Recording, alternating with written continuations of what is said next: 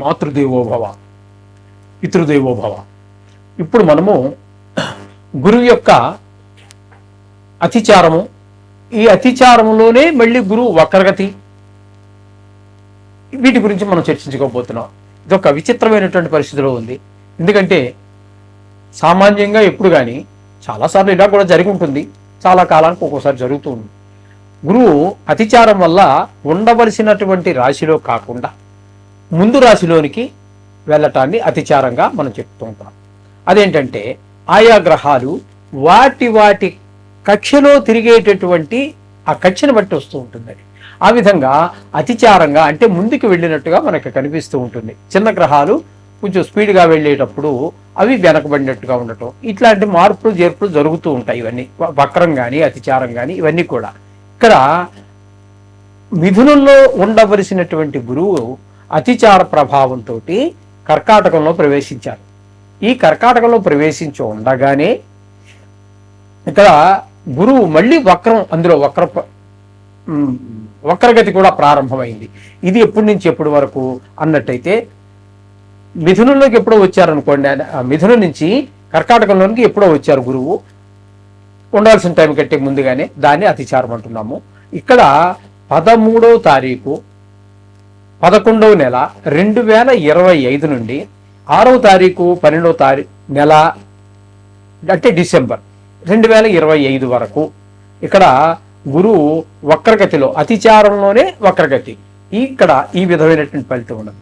తర్వాత ఈ అతిచారం వెళ్ళిపోయిన తర్వాత ఇక్కడ మళ్ళీ మీకు ఏమవుతుంది అంటే గురువు మామూలుగా వక్రగతిలో ఏ విధమైనటువంటి చలనం ఉంటుందో దాన్ని ఆధారంగా చేసుకుని మరలా ఆయన 7వ తారీఖు డిసెంబర్ నెల 2025 నుండి 11వ తారీఖు 3వ నెల 2026 వరకు అక్కడ వక్రగతిలో ఉంటారు. మళ్ళీ అక్కడ మిథునంలో, ఆ తర్వాత రుజుమార్గంలోకి వచ్చేస్తారు వక్రగతి వీడి. ఏమండి, ఇది ఒక విచిత్రమైనటువంటి పరిస్థితి అన్నమాట. ఇక్కడ మీకు వక్రగతి కానీ, ఈ స్తంభన కానీ, ఈ అతిచారం కానీ ఇవన్నీ కూడా ఇవన్నీ ఒక కోవకు చెందినటువంటివి. ఈ ఒక కోవలోనే భిన్నమైనటువంటి నడక, చలనం మనకు ప్రదర్శిస్తుంది ఇక్కడ. ఈ విధంగా ఇప్పుడు ఏంటంటే మనం ఇప్పుడు ప్రస్తుతం ఉన్నటువంటి పీరియడ్ని బట్టి మొదటగా మనం అతిచారంలో ఉన్నారు కాబట్టి ఆ యొక్క ఫలితాలు చెప్పుకుందాం. 13వ తారీఖు 11వ నెల 2025 నుండి 6వ తారీఖు డిసెంబర్ నెల 2025 వరకు ఈ కాలం అంతా కూడా కర్కాటకంలోనే ఉండి అతిచారం వక్రగతి ప్రారంభమైంది. ఇక్కడ వరకు 12వ నెల వరకు అక్కడ ఉన్నారనమాట, ఉంటారు. వృశ్చిక రాశి వారికి గురువు వక్రగతి ద్వారా 2 రాశుల్లో సంచారం చేస్తూ ఉన్నారు. ఆ ఫలితాలు ఏ విధంగా ఉంటాయో తెలుసుకునే ప్రయత్నం చేద్దాం. నిజానికి గురువు మిథున రాశి నుండి అతిచార తోటి కర్కాటకంలో ప్రవేశించారు. అంటే 8వ స్థానం నుంచి 9వ స్థానంలోనికి ప్రవేశించడం జరిగింది వృశ్చిక రాశి వారికి. ఈ 9వ స్థానం అనేటువంటిదే ముందు జరుగుతూ ఉన్నది. ఈ అతిచారం ద్వారా వచ్చాడు కాబట్టి గురువు గారు ఇక్కడికి, అక్కడ మొదటగా ఇక్కడ 13వ తారీఖు నవంబర్ నెల 2025 నుంచి 6వ తారీఖు 12వ నెల 2025 వరకు సుమారుగా ఇంచుమించుగా 26 రోజులు, 26-27 రోజులు కావచ్చు. అట్లాగా ఇక్కడ ఈ కాలంలో మీకు భాగ్యస్థానంలో ఉంటున్నారు. భాగ్యస్థానంలో ఉన్న రోజుల్లో మంచి ఫలితాలన్నీ ఇవ్వబోతూ ఉన్నారు. ఏ విధమైన ఫలితాలంటే అర్ధంచ స్వకులాచార, గృహలాభ, సుభోజనం, నిత్య స్త్రీ సంపర్క, నవమస్తే భవే గురవు అని చెప్పేసి శాస్త్రం చెప్తోంది. అంటే ధనలాభం ఉంటుంది, కులాచారాల మీద మంచి మక్కువ ఉంటుంది, మనం ప్రేమ ఉంటుంది, వాటిని ఆచరిస్తాము, శ్రద్ధ ఉంటుంది. గృహలాభం, ఒక ఇల్లు కొనుక్కోవటమో, ఇంటికి కావలసినటువంటి ఒక స్థలాన్ని ఏర్పరచుకోవటమో ఇట్లాంటివన్నీ జరుగుతూ ఉంటాయి. అలాగే భోజన సౌఖ్యం, ఈ భోజనం టైంకి తినడం ఒక అదృష్టం, అలాగే మంచి భోజనం దొరకడం కూడా ఒక అదృష్టం. అలాగే నిత్యము స్త్రీ సౌఖ్యం కూడా ఈ 9వ స్థానంలో గురు సంచార కాలం అంతా కూడా స్త్రీ సౌఖ్యం కూడా చాలా బాగుంటుంది, దానికి ఏ లోటు ఉండదు అని చెప్పేసి శయ్యా సుఖం అంటారు తెలుగులో, ఇంగ్లీష్లో బెడ్ కంఫర్ట్స్ అంటారు.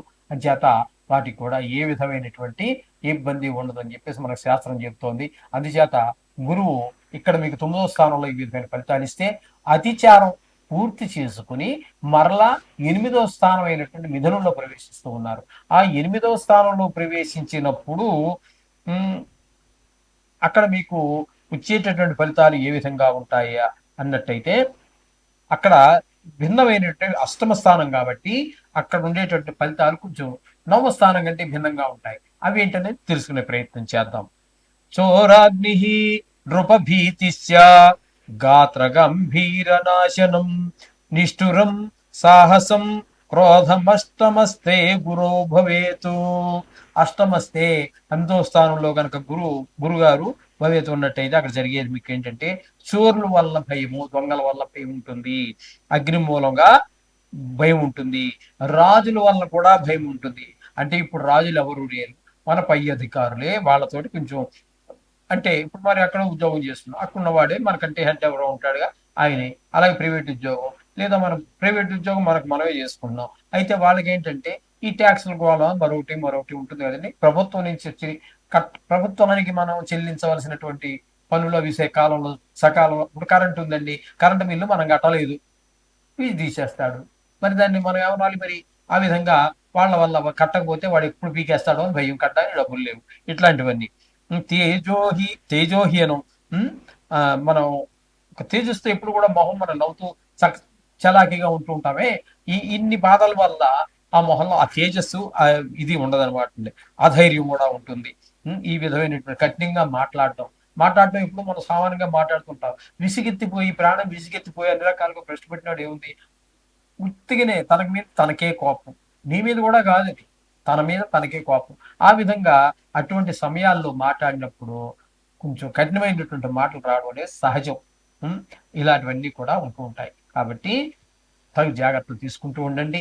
మీకు ఇక్కడ అష్టమ స్థానంలో ఉన్నారు కాబట్టి ఇంత చెడ్డ ఫలితాలు వస్తున్నాయి. కాబట్టి మీకు రోజు చేసుకునేటటువంటి నవగ్రహ పూజతో పాటుగా 1 కేజీ శనగలు కనుక, ఎందుకంటే మీకు ఈ గురువు వక్రగతి అయిపోయినా కూడా, అష్టమ స్థానంలోనే సంవత్సర కాలం పాటు ఆయన గడిచింది అనుకోండి. ఆ మిగతాదంతా కూడా ఆయన మిథునంలోనే అష్టమ స్థానంలోనే ఉండబోతూ ఉన్నారు. కాబట్టి మీరు ఆ శనగలు దానం ఇచ్చుకోవటం అనేది మీకు సూచన. మీరు ఎక్కడికో దూరాలు పరిగెత్తి ఏదో మరొకట అటువంటివి ఏమి అక్కర్లేదండి. అలాగే మిగతా చాలా చెప్తూ ఉంటారు. కొన్ని శాస్త్ర సమ్మతం కానటువంటివి, కొంతమంది అంగీకరించినటువంటివి, అటువంటి వాటికి ఏమీ చేయక్కర్లేదు.